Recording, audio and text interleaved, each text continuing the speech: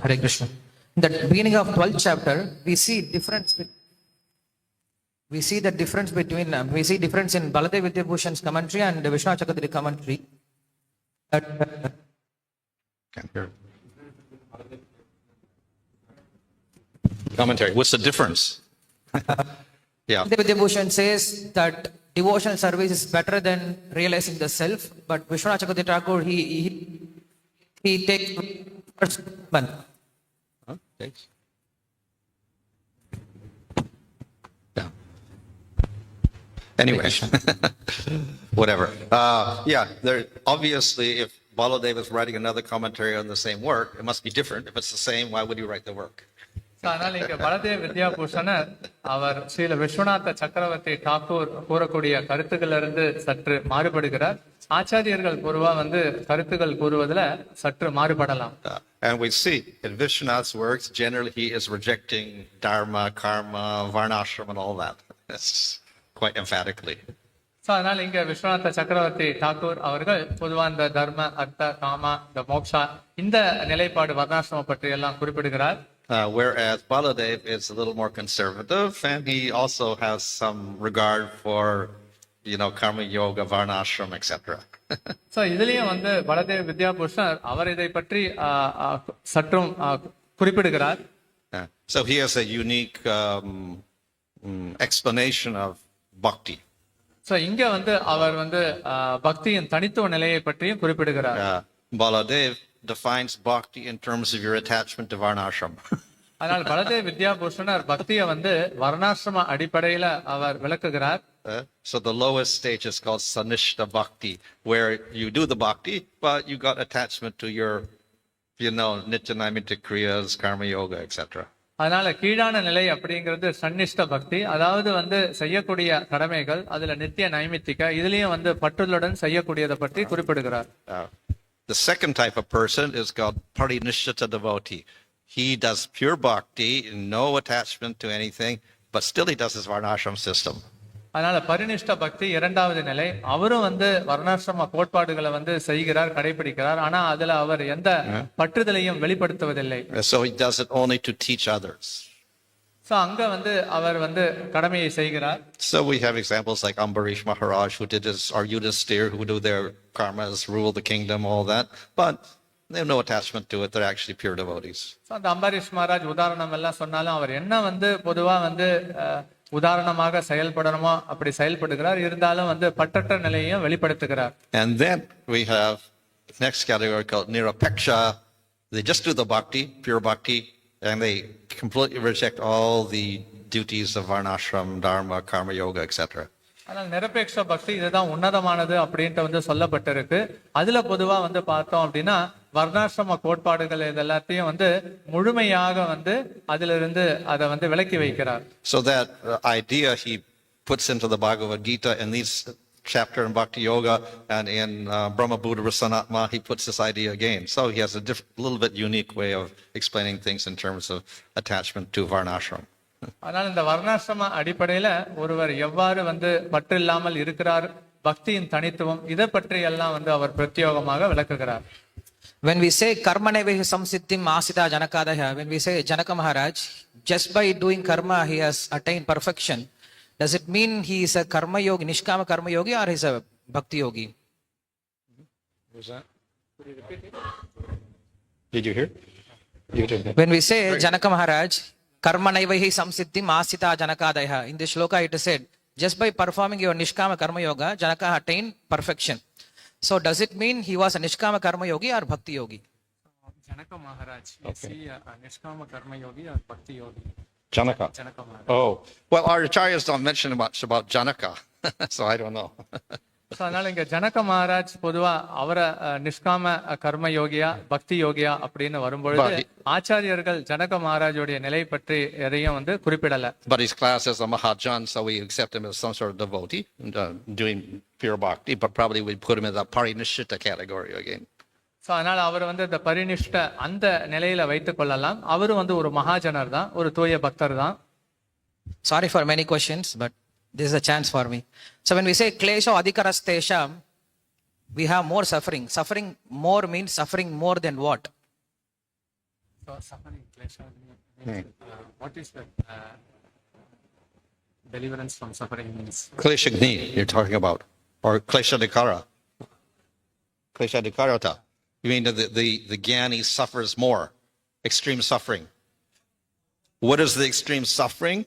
He has to suffer because he tries to control his senses, but it's difficult to control the senses. So, ஆனால் ஞானிகள் வந்து ரொம்ப கஷ்டப்படணும் அப்படின்னா எதை கஷ்டம் அப்படின்னு சொல்லப்படுறதுன்னா புலன்களை வந்து கட்டுப்படுத்துவதில் அவர்கள் மிகவும் வந்து சிரமத்தை வந்து மேற்கொள்கின்றனர். So the goal is to stop the senses and the mind from functioning. அதனால அவங்களுடைய நோக்கம் என்ன அப்படின்னா பொதுவா வந்து இந்த புலன்கள் மற்றும் வந்து இந்த மனதை வந்து முற்றிலும் அடக்க வேண்டும்னு நினைக்கிறாங்க. So that is very difficult. அது ரொம்ப சிரமமானது. It can be done, but difficult. செய்யலாம் ஆனா ரொம்ப கஷ்டமானது. Just like we have children, they like to play. பொதுவா குழந்தைகள் அவங்க விளையாடத்தான் விரும்புவார்கள். So we say, don't stop playing. Still they want to play. அதனால நீங்க விளையாட தடுக்கணும்னு நினைச்சீங்கனாலும் அதை விளையாடத்தான் நினைப்பாங்க. Of course, ultimately we can punish them and do this and that, and after much endeavor, we can stop them and they'll just do nothing. They'll sit there in the room doing nothing all day. So, but it is a big endeavor. ஆனா அதுக்கு அதிகபட்சம் ஏதாவது தண்டனை கூட கொடுத்து அவங்களை கட்டுப்படுத்தலாம். அதுக்கும் வந்து நாம பெரிய முயற்சி செய்தாக வேண்டுமே.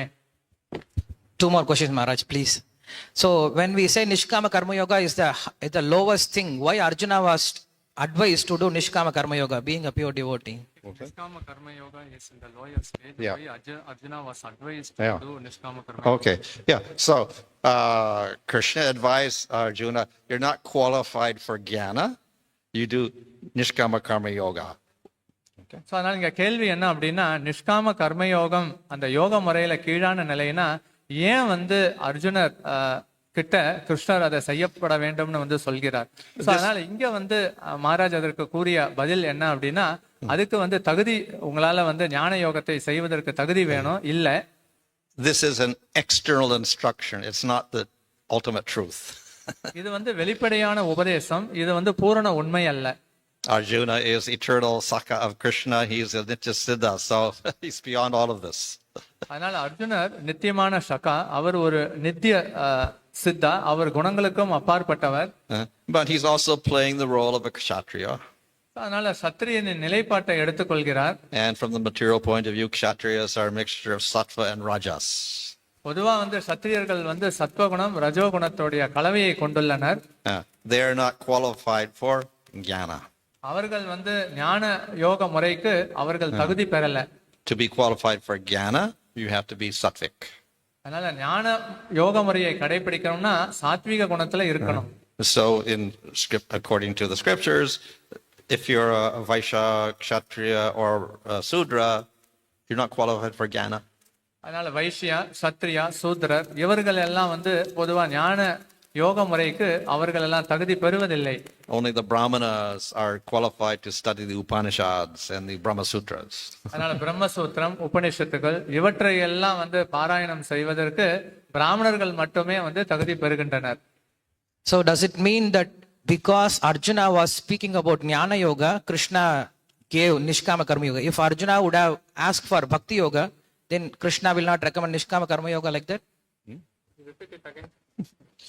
The question is, since Arjuna was recommending or asking for Jnana Yoga, so Krishna recommended, no, you are not qualified for Jnana Yoga, so take up Nishkama Karma Yoga. If Arjuna would have asked for devotion service, then he may not recommend Nishkama Karma Yoga like that?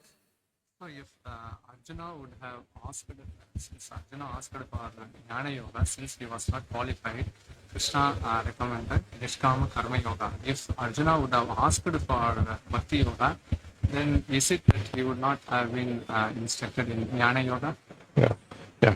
Well, this is an if question, we don't know, but because the Bhagavad Gita is constructed to teach certain principles.